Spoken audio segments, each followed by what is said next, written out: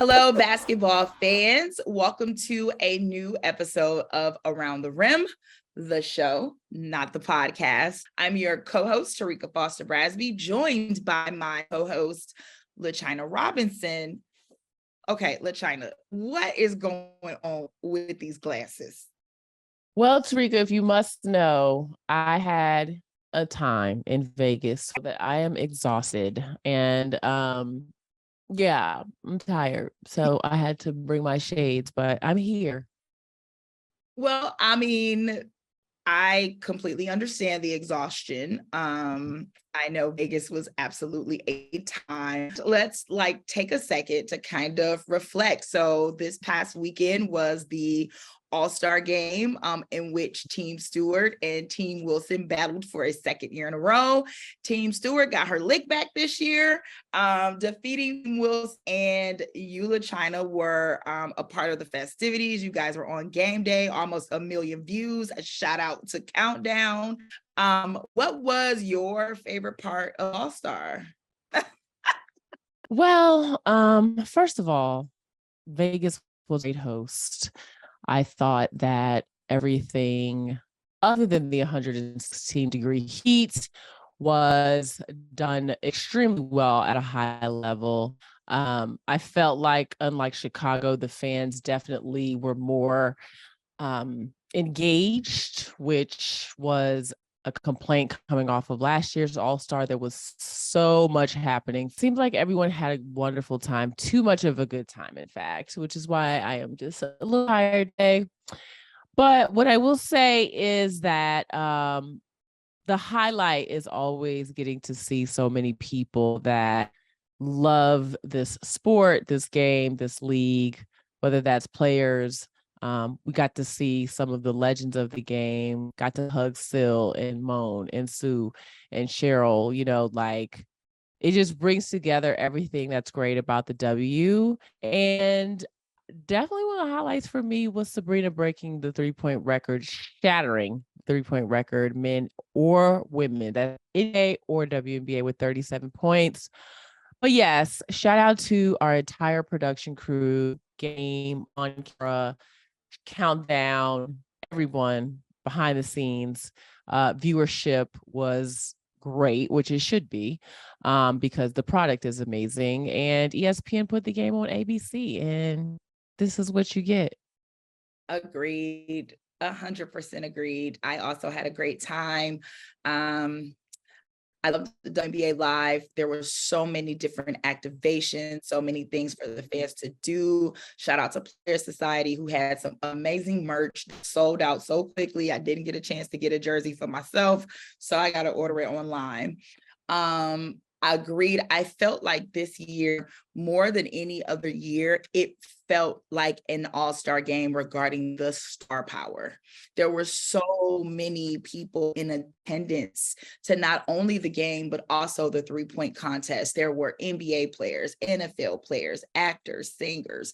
It felt like we are at a true all-star game. So outside of what we were witnessing on the court, just have that atmosphere off the court and so many people involved and wanting to celebrate this moment with these women, that to me was a top notch.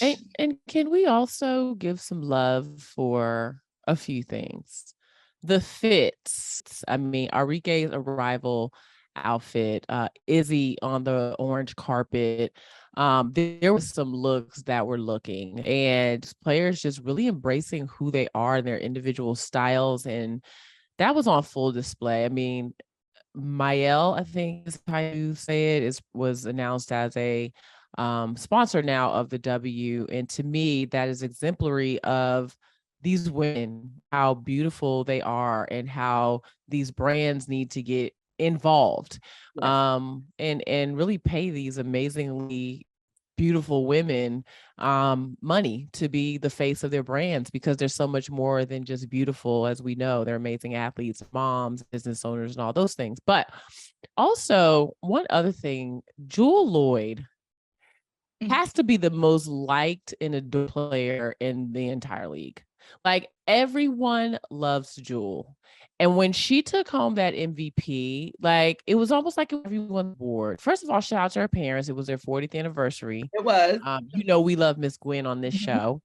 And just how Jules shouted them out early in the game, for their 40th and said, hey, maybe she'll hit the 40 mark. Them didn't quite get there, but just seeing her play with so much joy. I don't know that I've ever seen Jules this happy. And yes, Seattle is a work in progress in terms of what they're doing, in rebuilding post Stewie and Sue, but I'm here for the Gold Mamba era. Like, give Jewel everything. Give her everything.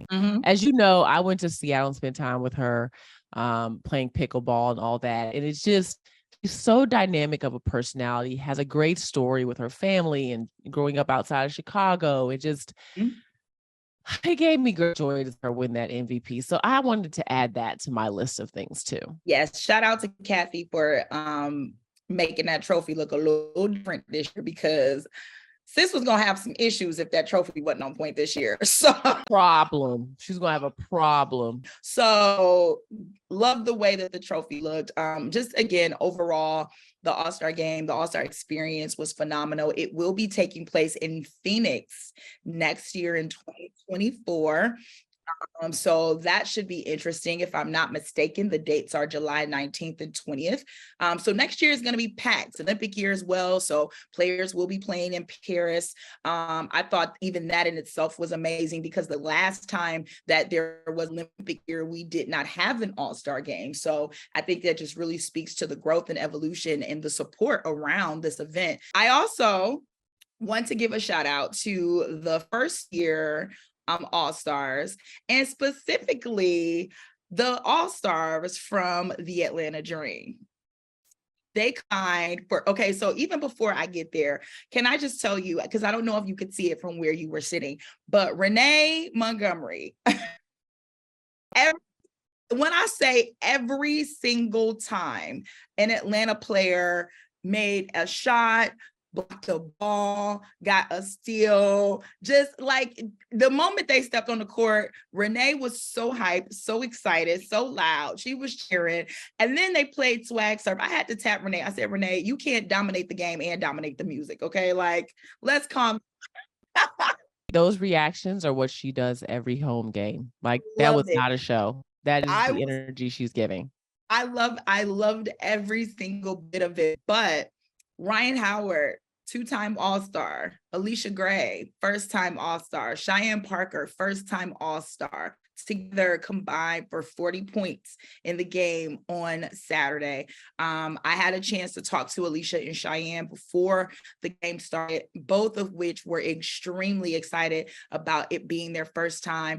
And normally, I won't even say normally, but occasionally players and teams can find themselves having a little bit of rust coming off of a 3-4 day break, or depending on when's the last time game was, right before the All-Star break. So those couple of days, sometimes it takes a little bit.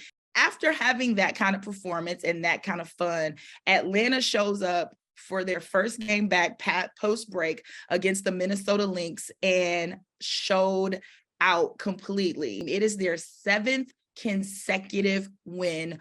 Ryan Howard, who only had 11 points in the first quarter, was just like, hold on, watch me work, came through 21 points for the team. Just the way this Atlanta team is playing, and specifically coming off this kind of a weekend, 7th consecutive win. LaChina, you get to cover this team, see this team day in and day out. Just what is going on? What is in the water? What are they drinking? What has this team so fired up and so right now? You just said a key word, so right.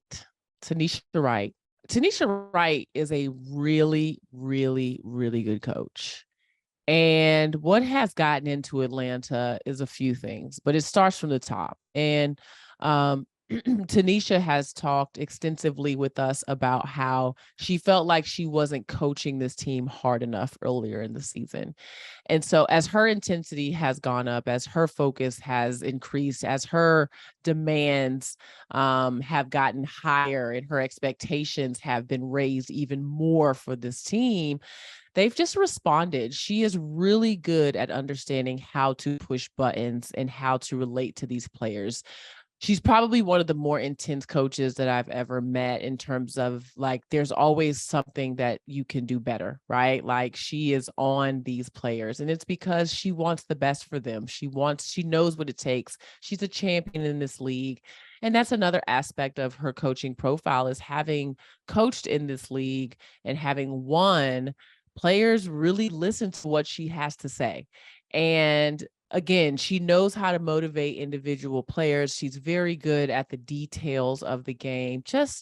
I'm blown away, quite honestly, because she teaches me something different, or the way she thinks is just eye-opening to me. But a trickle down effect of that has been on this team, right? So D-Rob was a huge addition to this team. Her voice, her leadership, just the way she carries herself, the joy she plays with, how she relates. Like, you could not ask for a better leader being added to this roster. Alicia Gray is having an outstanding year. I don't have to say that. You know that.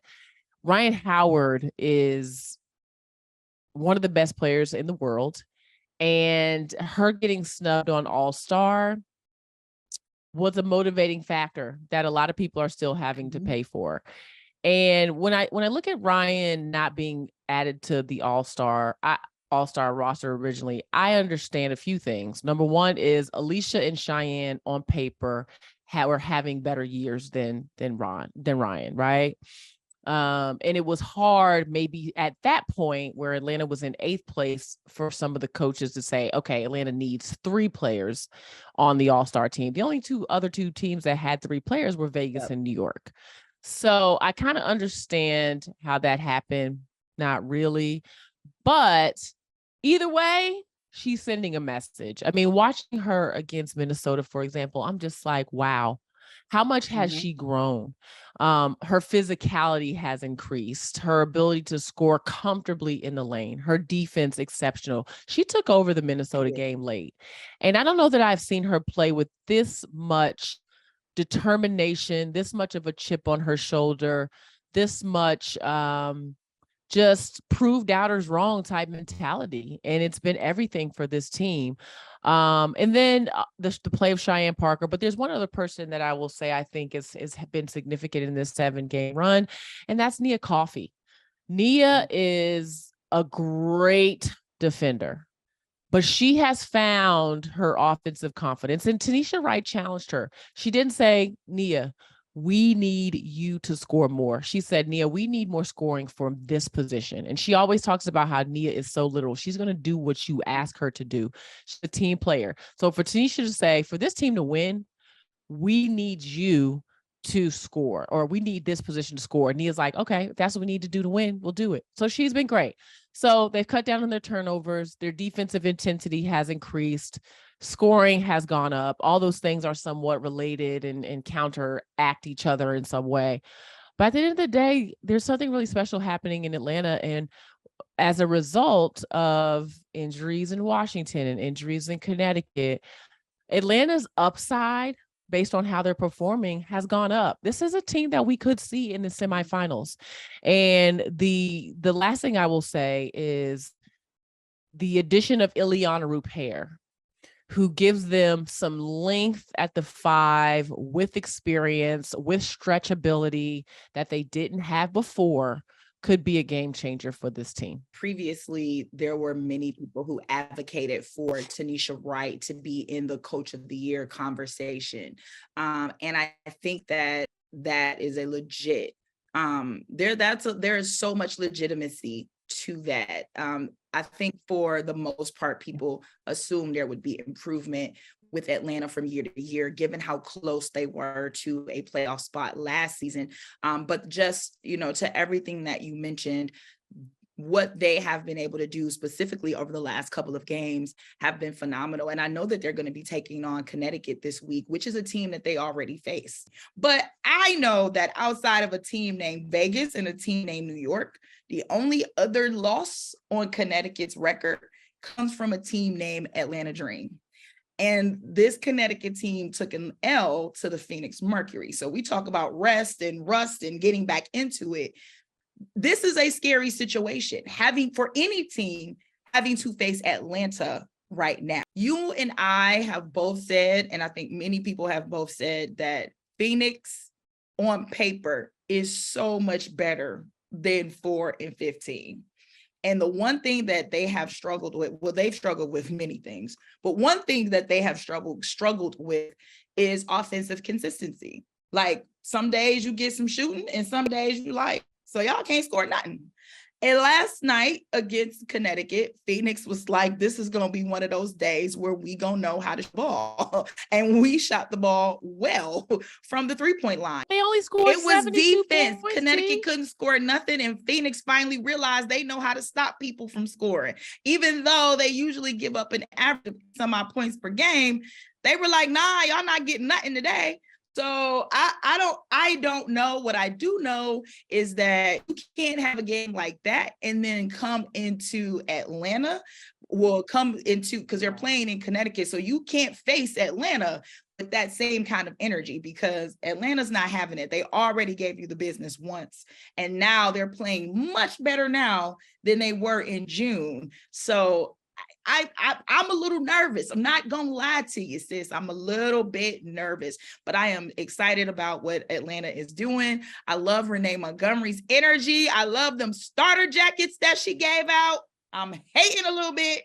Should have had one of those locked in because it was 90s night and it would have been perfect to wear with my outfit, and I didn't even get one, and I just feel sad because you had the leash goggles.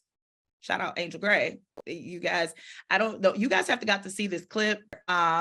Alicia Gray has, she's known for these beautiful goggles. And here comes Angel Gray and LaChina Robinson on the call. And yes, bring the goggles out. I am not.